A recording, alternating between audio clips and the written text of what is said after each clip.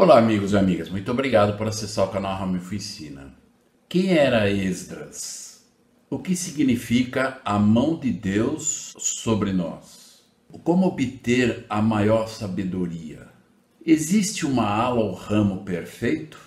Quando seremos perfeitos? Qual é o maior teste espiritual ao irmos na igreja? Veja isso e muito mais.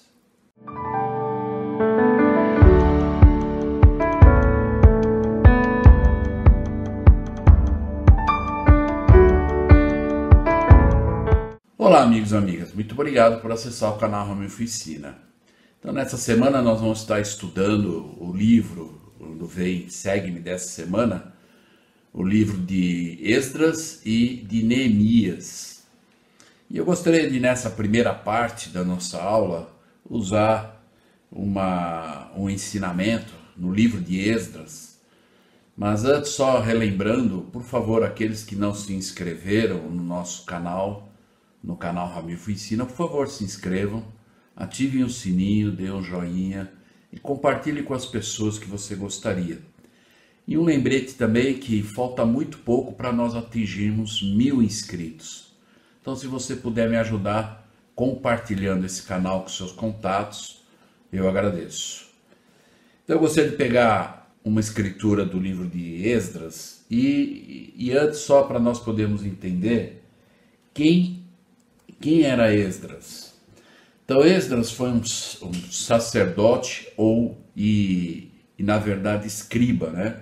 Que era o que escrevia, o que registrava, que liderou um grupo de exilados judeus de volta a Jerusalém.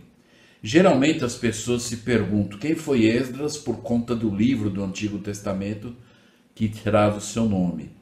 O nome Esdras pode significar tanto ajuda, do original, ou Ezra, como Jeová ajuda. Caso seja uma abreviação de Azariahu, além dos registros sobre ele, no livro que leva seu nome Esdras, também é citado no livro de Neemias. Então ele lá na frente também é citado.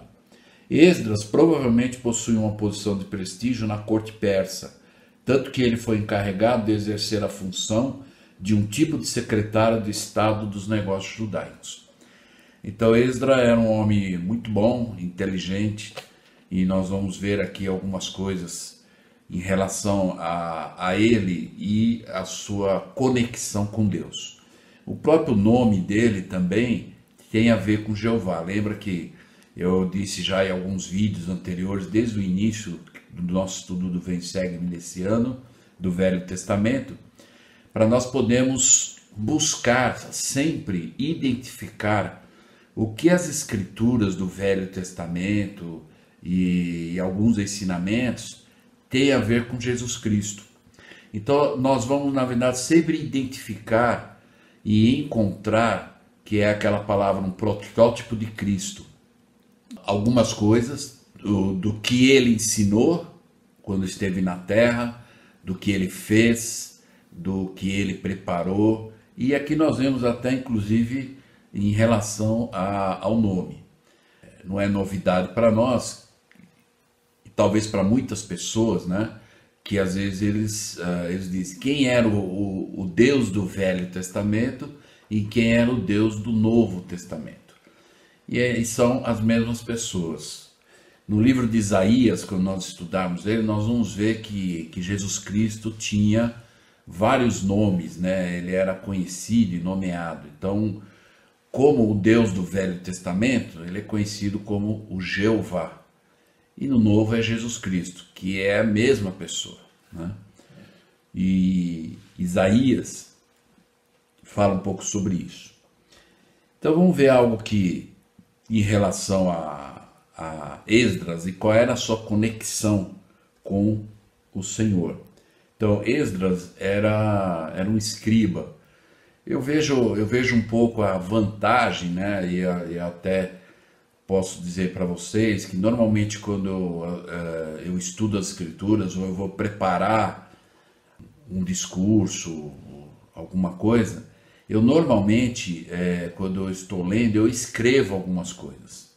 E é interessante que, né, pelo menos para mim funciona bem, quando eu estudo e escrevo ao mesmo tempo. Eu consigo memorizar de uma forma mais prática e fácil. Mas cada um tem a sua forma, né, o seu estilo de estudar. O mais importante é a qualidade do estudo que nós fazemos, né, não a quantidade. Então, nesses versículos de 6, no capítulo de Esdras, número 7, versículo 6, o 9 e o 10, nós vamos encontrar o seguinte sobre esse homem Esdras. Este Esdras subiu de Babilônia e era escriba hábil na lei de Moisés. Então, imagina, além de ele estudar a lei de Moisés, ele escrevia, então era algo que ele conhecia muito bem. Que deu o Senhor Deus de Israel, e segundo a mão do Senhor, seu Deus, que estava sobre ele. O rei lhe deu tudo quanto pedira. Então, eu coloquei aqui em outra cor, a mão do Senhor, seu Deus, que estava sobre ele. O que é a mão de Deus estar sobre uma pessoa, né? É quando a pessoa está alinhada, em conexão, ou buscando fazer o que Cristo faria, buscando fazer o que é o correto e o justo, né? No versículo 9 diz, segundo, lá no finalzinho do versículo, segundo a boa mão do seu Deus sobre ele, novamente. A mão de Deus estava sobre Esdras. Tanto que lá no versículo número 6, no final, diz que o rei deu para ele tudo o que ele pediu. E ele teve que ir até Jerusalém para fazer algumas coisas, mas ele precisava, na verdade, de mantimento e outras coisas. E o rei deu tudo que ele precisou. O 10 que eu gostaria de enfatizar, diz lá, porque Esdras tinha preparado o seu coração para buscar a lei. Então, por que a mão de Deus estava sobre o Esdras? Então, uma das coisas é que ele tinha preparado o seu coração. Como que a gente pode preparar o nosso coração? Para buscar a lei do Senhor e para cumpri-la, e para ensinar em Israel os seus estatutos e os seus decretos. Eu gosto muito de uma escritura de Doutrina e Convênios, aliás, é uma sessão que eu os convido a estudar mais de forma profunda, e os versículos todos. Eu apenas vou citar um versículo da sessão 11, do versículo 21. No versículo 21 diz lá, não procures pregar a minha palavra, mas primeiro procura obter minha palavra. E olha só o que Esdras fez. Ele preparou o coração para buscar a lei. Quer dizer, até antes de estudar a escritura, ele preparou o coração dele. O que seria essa preparação do coração no estudo das escrituras? É de uma forma que nós possamos nos identificar, que possamos buscar identificar os ensinamentos de Jesus Cristo, o que tem a ver, e nós vamos ver que Jesus Cristo realmente é o exemplo de tudo. Ele já fez, ele conhece, por isso que ele ensinou. Então, quando nós vemos esses homens, grandes homens e mulheres do Velho Testamento, e nós vamos ver, nós vamos estudar, né, nas próximas aulas também sobre a Esther, e nós vamos aprender algumas coisas sobre ela também. E então aqui ele diz, não procures pregar minha palavra, mas primeiro procura obter minha palavra, e então a tua língua será desatada. Então, notem aqui que às vezes algumas pessoas, claro, é muito bom, tudo aquilo que é bom nós devemos reter, que nós aprendemos, mas não é um curso de teologia que vai dizer que uma pessoa tem autoridade de Deus para fundar uma igreja e abrir uma igreja e dizer que tem o poder do sacerdócio só porque ele fez o curso de teologia. Mas, se alguém quer fazer o curso de teologia, é muito bom, a pessoa se aprofunda e tudo, mas a coisa mais importante nesse estudo é nós, na verdade, examinarmos as Escrituras, fazer uma reflexão. O que é que nesse versículo, nesse contexto, eu posso extrair para que eu possa aplicar na minha vida? Então aqui está dizendo, primeiro procurar obter a minha palavra, então a tua língua vai ser desatada. Então fica tranquilo, Porque quando nós enchemos a nossa mente, por isso que tem aquela, eu gosto muito daquela escritura, eu já citei a seção 84, versículo 85, que diz lá: nem de antemão vos preocupeis com o que é a vez de dizer, mas entesourai as palavras de vida. Então, primeiro procura obter a palavra, entesourar, né, a palavra de vida. E vai ser algo natural você ensinar depois, porque a sua mente vai estar com isso entesourado. E aí ele diz: e então, se o desejares, terás meu espírito e minha palavra. Sim, o poder de Deus para convencer os homens. Então vamos lembrar que uma coisa importante que nós precisamos entender, que nós não conseguimos converter as pessoas. Talvez nós possamos ajudar, ampliar a visão, convencer de algumas coisas, mas é o Espírito Santo que vai converter ou vai revelar e confirmar toda a verdade. Nós podemos ser talvez o caminho para isso, ajudando pela visão que temos ou experiência, mas é algo pessoal, cada um tem que fazer essa busca pelo poder do Espírito para saber se as coisas são verdadeiras. Então eu gosto muito dessa parte em que Esdras tinha preparado o seu coração até mesmo antes de buscar a lei, ou de entender as escrituras, ou a lei de Moisés. E depois o mais importante é que colocou em prática.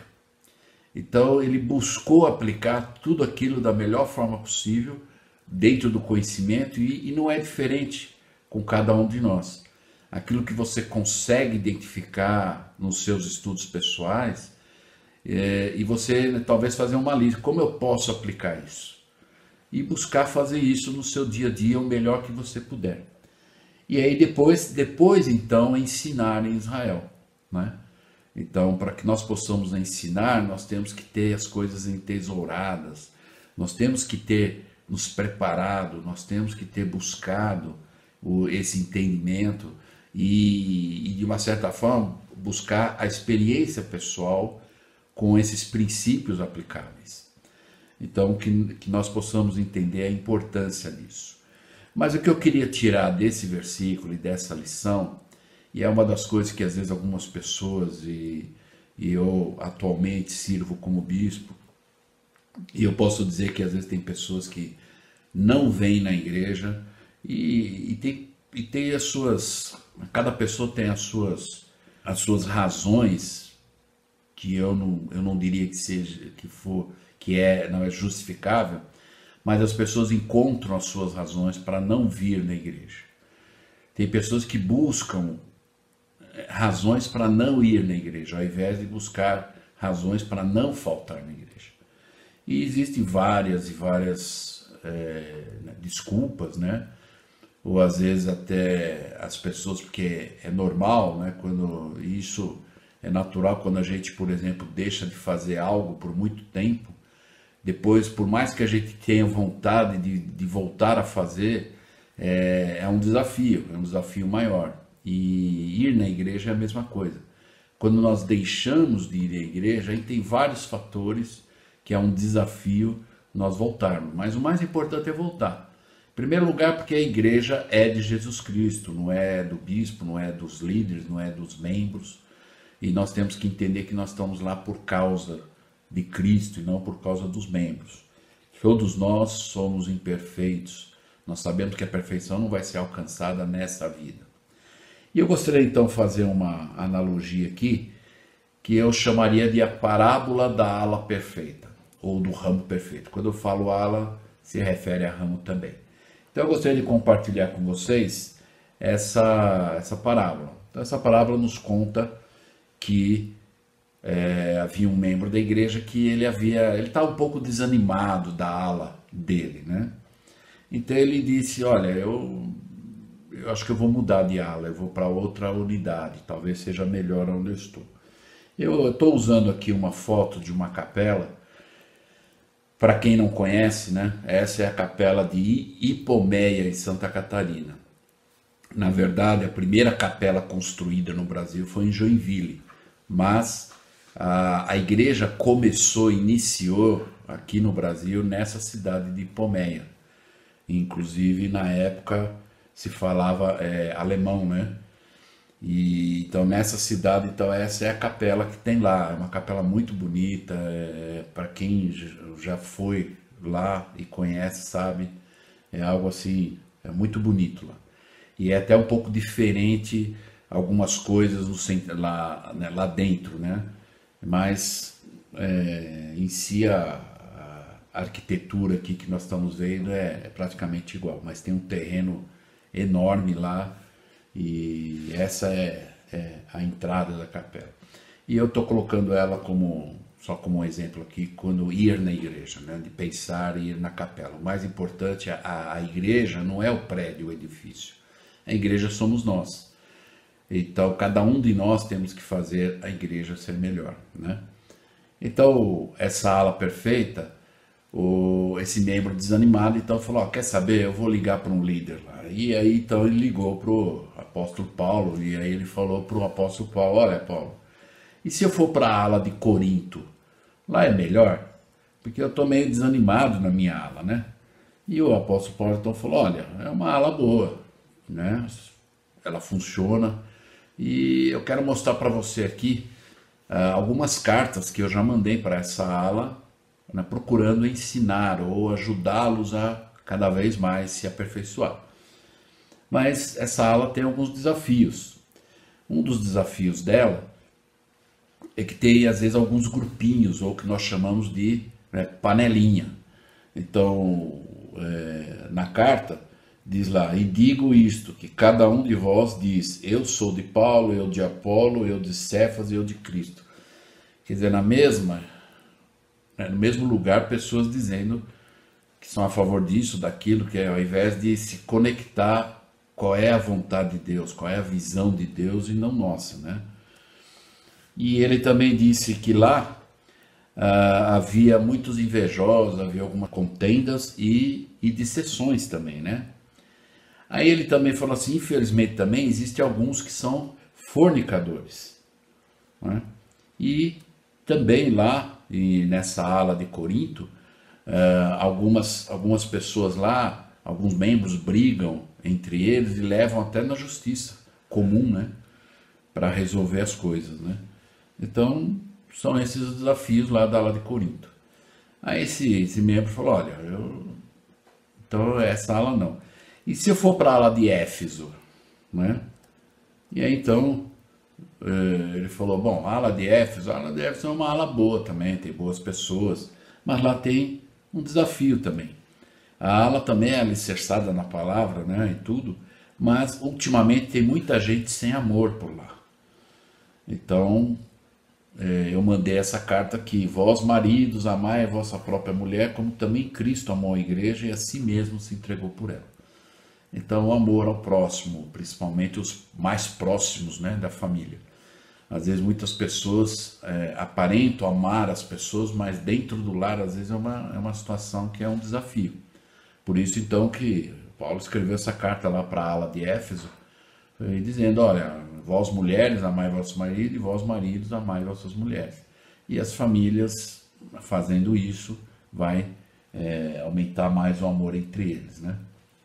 Aí ele falou, não, então essa ala de Éfeso acho que vai ser um desafio. E se eu for para a ala de Tessalônica? E o Paulo falou, olha, a ala de Tessalônica também é uma boa ala. Tem algumas boas pessoas lá que estão tentando fazer bem, mas também tem um desafio lá, né? Tem alguns que andam desordenadamente e não trabalhando. E às vezes fazendo coisas vãs, né? Que não tem nenhum sentido, não tem nenhum propósito, né? Perde muito tempo, né? Com algumas coisas que não levam a nada. E aí então esse membro falou, olha, né, então Tessalônica também vai ser difícil, né? E se eu for para a ala de Filipos? A ala de Filipos, ela é melhor que essas outras? Paulo falou, olha, é uma boa ala também.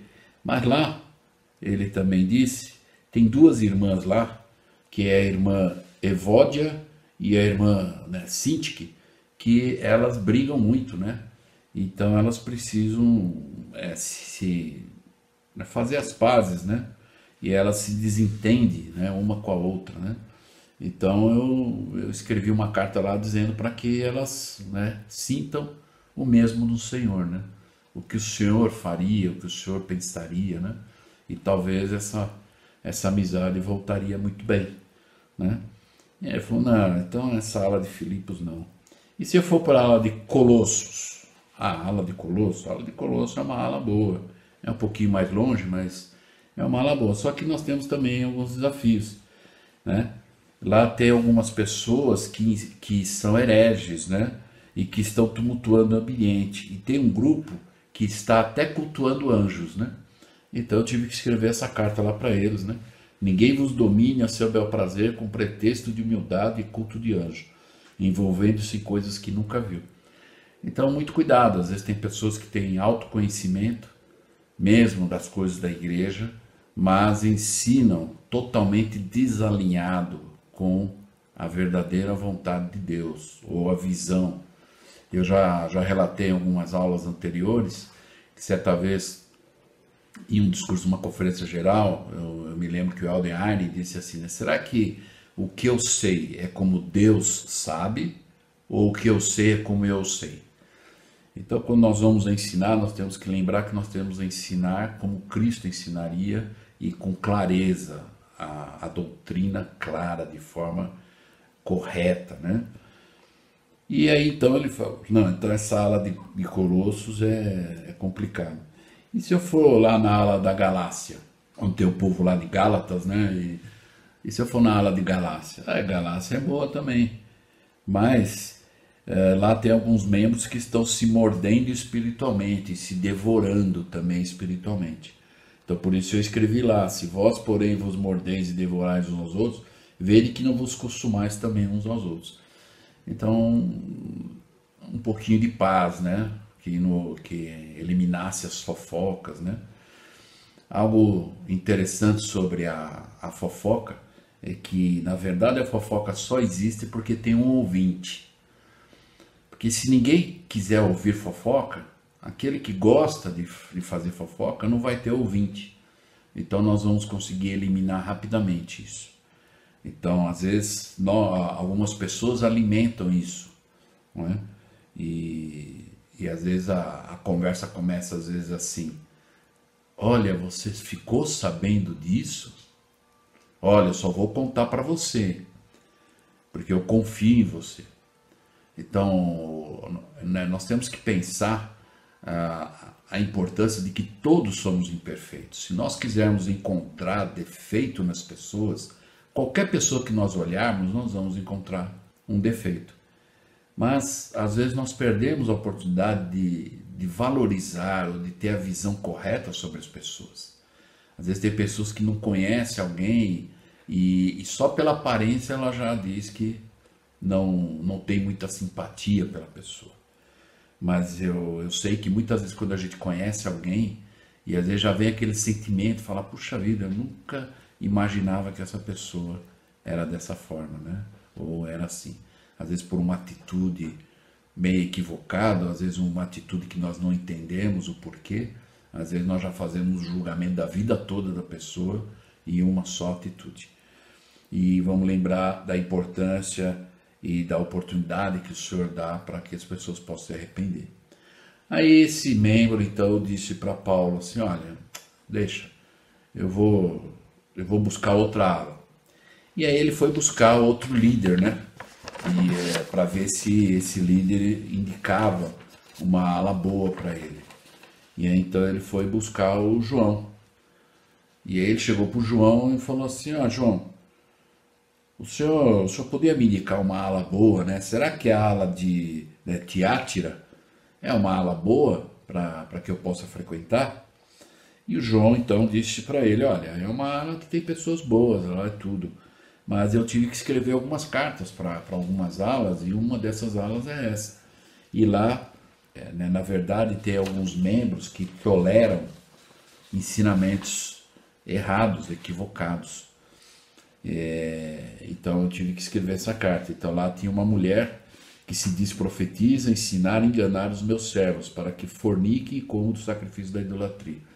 E eu tive que avisá-los disso, né? Para que isso não acontecesse.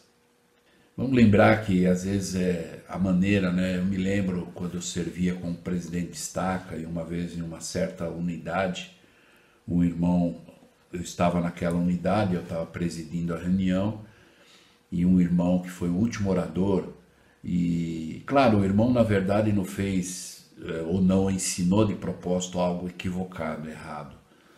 Mas às vezes foi o entendimento, alguém ensinou e ele achou que era aquilo e ele acabou ensinando. E eu então, como estava presidindo a reunião, eu então disse para o bispo, bispo, quando ele encerrar o discurso, você me dá um minutinho no final. E aí então o bispo passou o tempo para mim, e eu agradeci os oradores e tudo mais, mas aí eu tive que corrigir aquela parte, né? Mas eu procurei corrigir da melhor forma possível, da forma que eu sei.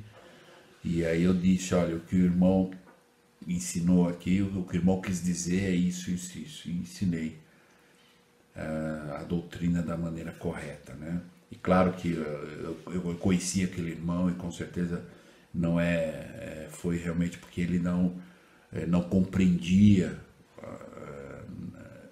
corretamente aquela doutrina e acabou ensinando de forma equivocada. Então que nós possamos também, por isso que nós temos que conhecer a doutrina, né? Para que nós possamos entender, para que isso possa haver uma conexão de que eu já li isso, o que essa pessoa está dizendo é real, é verdadeiro, né? E aí então esse membro falou, olha, não, então nessa aula né, essa aula Tiátira eu não vou não. E a aula de Laodiceia, né? Como é que é essa ala? Já falou, olha, é uma ala também que tem uns bem esforçados, né? Mas está muito longe da perfeição. Mas tem muitas pessoas lá orgulhosas e que são, na verdade, materialistas, né? E aí eu tive que mandar também essa carta, porque tinha pessoas lá que não tinham uma decisão, não começavam algo e terminavam, né? Era um morno, né? Então eu tive que mandar essa carta para eles dizendo, olha, que eles tinham que tomar a decisão. Ou vai, como eu disse já na aula passada, sobre embarcar, né? Ó vós que embarcais no serviço de Deus. Então, quando você embarca, você tem que entrar, você entrou, né? E não é querer ficar com um pé em terra firme e um pé no barco. Né? Chega um momento que é impossível, você tem que escolher. O barco já está andando há muito tempo. Ou você está embarcado ou você está em terra firme. Então, você não pode ser morno, né? Ou você é uma coisa ou você é outra. Então, aí o membro falou, não, então essa ala de Laodiceia, eu não sei. Aí ele perguntou para ele, e a ala de Pérgamo, então? Como é que é a ala de Pérgamo? E aí o João falou, ó, lá também tem pessoas boas, esforçadas, mas não são perfeitos. E alguns seguem até a doutrina de Balaão lá, né?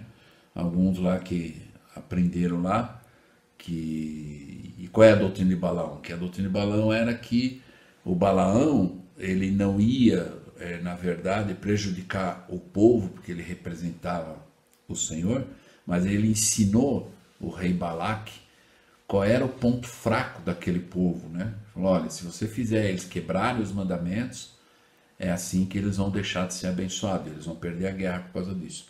Então essa foi conhecida como a doutrina de Balaão. Você vê, nós já vimos a história de Balaão, quem quiser assistir o vídeo que nós falamos dessa história lá no capítulo de Números, e ficou conhecida como a doutrina de Balaão. E lá em Apocalipse, no Novo Testamento, foi citado isso. E havia pessoas ainda que pensavam daquela forma. Então ele disse, precisei mandar uma carta lá avisando eles e tudo. Aí então esse membro falou assim, então eu vou fazer o seguinte, eu vou na ala principal da igreja, a ala central de Jerusalém. E se eu for lá na ala central de lá deve funcionar tudo perfeito, é tudo, né? E ele disse, olha, é uma ala muito boa, né? E muitas vezes é um padrão para as outras, mas ainda assim, nem todo mundo é perfeito lá. Então eu tive que mandar também lá uma carta. Porque lá eles faziam, na verdade, eles tinham, na verdade, preconceitos, né? E, infelizmente, eu tive que mandar a carta lá para eles. Então, porque alguns diziam lá, nós somos judeus por natureza e não pecadores dentre os gentios. Então eles achavam que eram melhores do que os outros. E também lá tinham muitos que murmuravam. E eu tive que dizer, olha, pare de murmurar, né? Isso não ajuda muito. E também lá tinha alguns casais que até mentiam para o presidente Pedro. Então, nós conhecemos aqui a história, quando Safira e o Ananias, né? Que o presidente Pedro foi lá, onde eles tinham um terreno, eles tinham que vender, aquela parte e eles reteram parte do valor para eles, né? E aí então o presidente Pedro perguntou para ele por que que ele fez isso, porque mesmo vendendo terreno, ele que ia ser o cuidador lá. E aí ele mentiu, e depois a esposa dele não sabia, ele morreu por causa disso, e aí a esposa não sabia e foi lá, e o presidente Pedro ainda disse para ela assim, olha, o que aconteceu nessa situação? E ela contou a mesma mentira que o marido. E ela falou, olha, seu marido acabou de morrer e você vai para o mesmo lugar que ele, né? E aí morreu. Mas aqui o ensinamento que ele deu foi, por que formaste esse desígnio em teu coração? Não mentiste aos homens, mas a Deus. Então, alguns casais, então ele disse que lá tinha alguns casais que mentiam, né? Até para o presidente Pedro. E aí então esse homem, na verdade, viu que ele ia continuar na mesma ala dele, né? Então a mensagem aqui que fica para todos nós, né? A ala perfeita. Em breve estaremos na igreja ou na ala perfeita, que será a igreja do primogênito, a Assembleia Geral dos Santos de Deus que estão inscritos nos céus. E lá em Hebreus diz, a Assembleia Geral e Igreja dos Primogênitos que estão inscritos nos céus, e a Deus, o juiz de todos, e aos espíritos dos justos aperfeiçoados. Que possamos entender que não existe uma ala ou um ramo perfeito, porque não existe pessoas, né? Porque não é a capela, o prédio, mas são pessoas. E todos estão lá, todos nós estamos lá para buscarmos ser melhor, para nos aprimorarmos, nos aperfeiçoarmos. E então, encerrando aqui, desista de procurar uma ala perfeita e seja você a ala perfeita. E procure focar sua visão nos exemplos genuínos dos membros e líderes sinceros que estejam bem firmados em ensinando a sã doutrina de Cristo. Então procura ver os pontos positivos e não falhas. Como nós conhecemos aquela escritura que o Senhor disse daquela mulher que as pessoas queriam apedrejá-la por causa do seu erro, e o Senhor disse, quem não tiver nenhum pecado que atire a primeira pedra. Então, só porque o meu erro é diferente do erro de outra pessoa, não quer dizer que eu sou melhor do que ela. Então, talvez uma boa régua espiritual para cada membro da igreja bom, antes de eu olhar esse ponto negativo, qual é o meu ponto negativo? E nós vamos ver que nós também erramos. Talvez alguém esteja vendo o nosso ponto negativo. Mas ninguém gosta de ser acusado pelo erro. Embora, se há necessidade de se corrigir, é da maneira correta.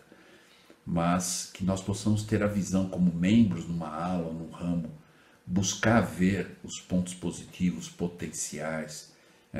Tem pessoas que sabem mais, tem pessoas que sabem menos, mas essa é a beleza, né? Nós vamos nos ensinar, vamos aprender uns com os outros. Então, nunca deixe de frequentar as reuniões e atividades que você possa estar lá. Então, não pense que é por causa daquele irmão, por causa daquele líder, que a pessoa falou, que a pessoa disse. Né? Esqueça o assunto, irmãos. Aqueles que estão ouvindo esse vídeo, que por alguma razão estejam inativos, eu os convido a retornar.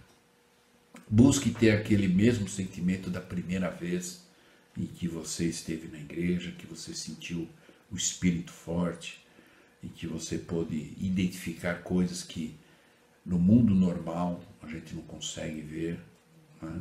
E que volte, continue a realmente fazer o seu melhor.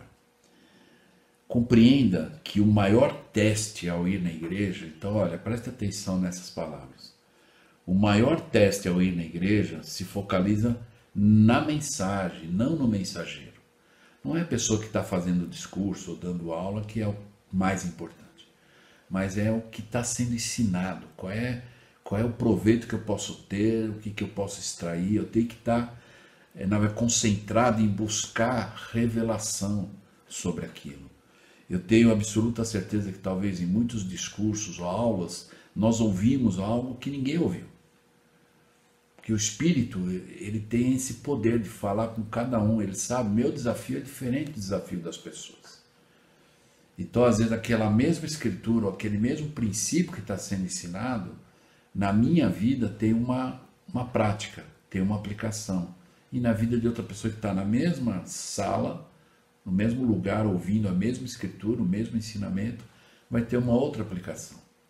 Então, isso é linha sobre linha para se aperfeiçoar.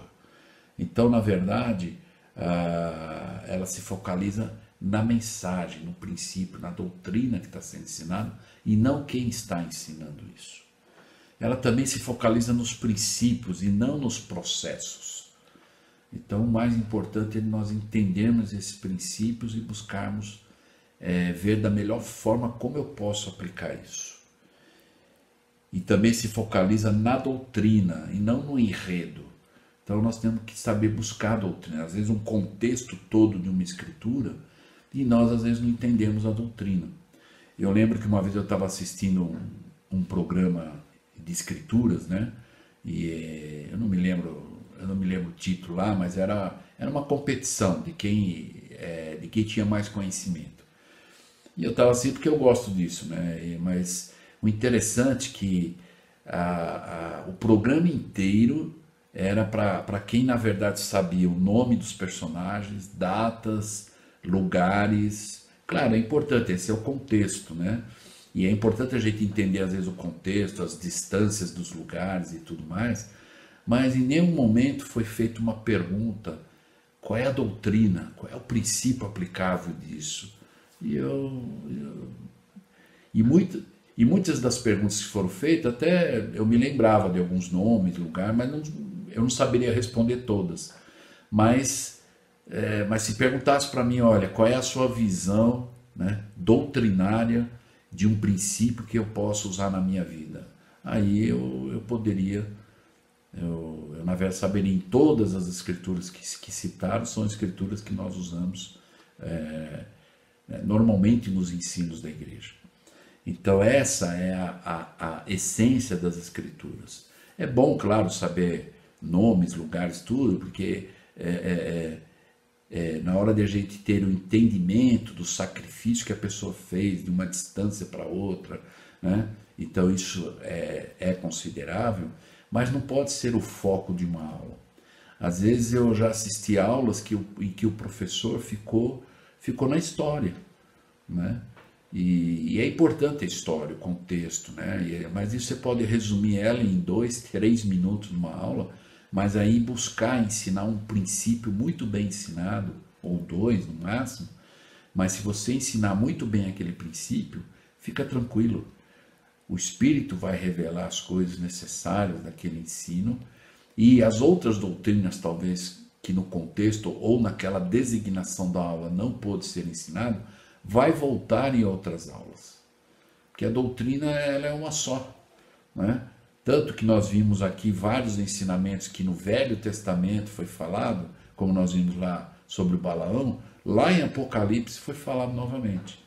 Então que nós possamos entender que o mais importante para você que ensina na igreja, no lar, né, e no seminário, no instituto, lembrar da importância de você vai estudar a designação e vai buscar por revelação, você conhece a classe e dizer o que é que o Senhor, o que os meus alunos estão precisando aprender. E buscar então aquele princípio 1 ou 2 e ensinar muito bem ensinado. E o Espírito vai estar nessa aula. Então, no final aqui, coloque-se à disposição de Deus, permitido que o Senhor prevaleça, até alcançarmos a medida e a estatura espiritual de Cristo. Então, por fim, não existe uma ala perfeita. nós é que somos, nós é que fazemos a ala. Então isso depende de cada um. Como nós aprendemos que Sião começa no indivíduo, individualmente. Depois eu sou Sião, minha família é Sião, minha família vai na ala levar Sião, cada família vai ser Sião, aí aquela ala vai se transformar numa Sião. E quando aquela ala for Sião, a outra ala vizinha vai querer ser Sião. E aí todas as alas vão ser Sião e a estaca vai ser Sião. Aí aquela estaca, a estaca vizinha vai querer ser Sião. E assim, linha sobre linha, preceito sobre preceito. Então, não existe ala perfeita. Nós é que fazemos isso. Então, que possamos ter aprendido com essa aula e até a segunda parte dessa aula.